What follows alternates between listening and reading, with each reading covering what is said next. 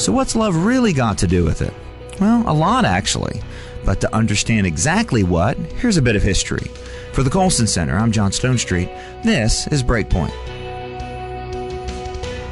Remember the good old days when Valentine's Day was simple? Nice cards, maybe flowers, maybe a box of chocolates. These days, there's voices everywhere telling us that we dare not settle for mundane gifts for that special someone.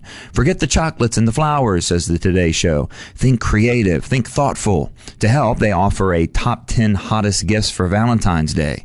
For the guys, maybe a heart-shaped box of beef jerky or maybe a bouquet of salami. No, I'm not kidding. For the ladies, they suggest a pair of Spanx Faux Leather Leggings or bubblegum-colored slip-on sneakers. Couples might gift each other. They suggest a heart-shaped waffle iron or touch bracelet set so that you can send each other digital love messages that vibrate and light up. Attempts to commercialize romantic love, of course, what the Greeks called eros. More on that in just a moment. Well, that's nothing new. But it's quite clear that in our Valentine's Day traditions, we've lost the history of what was historically a feast day of the church, the feast day of the 3rd century Christian martyr, Valentinus of Rome. While not a lot is known about Valentinus, the most widely accepted version of his martyrdom is that he ran afoul of Emperor Claudius II, believing that Roman men were unwilling to join the army because of strong attachments to their wives and families. The Emperor Claudius banned marriage.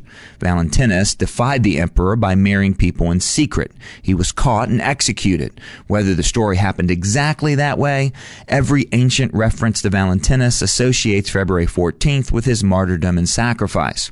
Romantic love, what C.S. Lewis called eros, is by no means a wrong or sinful expression of humanity. In fact, it's a gift of God. As Lewis wrote in The Four Loves, when rightly ordered, eros causes us to, quote, toss personal happiness aside as a triviality and plant the interest of another in the center of our being.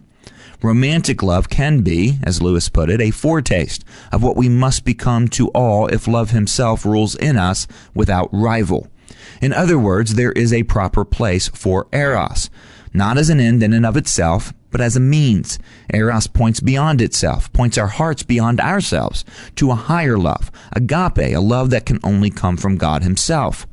The imminent season of Lent turns our focus towards that total self-giving love of God, the love that caused God to become man, to live and die as one of us for our sakes, despite our sin and rebellion. The sexual revolution has, of course, in so many ways disordered eros, not only by treating it as an end instead of a means, but also by twisting it to such a degree it's no longer selfless or life-giving. At the very least, eros offers another opportunity for retailers and advertisers to cash in. At the very worst, eros devolves into a sort of mutant sensuality that brings so much selfishness, damage, and brokenness to our culture.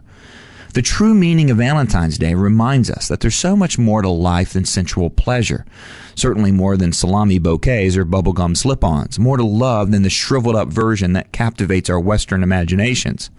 The Feast of St. Valentine should lead us to reflect on the wonder and nature of God's love for us, and then to inwardly reflect on whether and how it is shaping us, and whether or not and how, from that love, we're loving God and able to love others.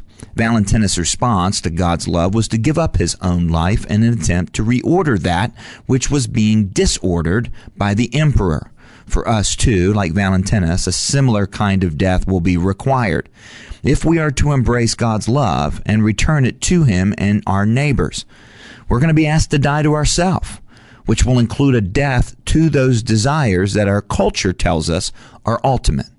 Now, of course, none of this gets us off the hook with our wives. So, guys, don't forget the flowers. And hey, while I'm at it, let me just say thanks to all of you for your faithful and consistent support for so long of the Colson Center. That makes it possible for us to continue to equip Christians each and every day through these daily Breakpoint commentaries so that they can live out the gospel in this culture with clarity and courage.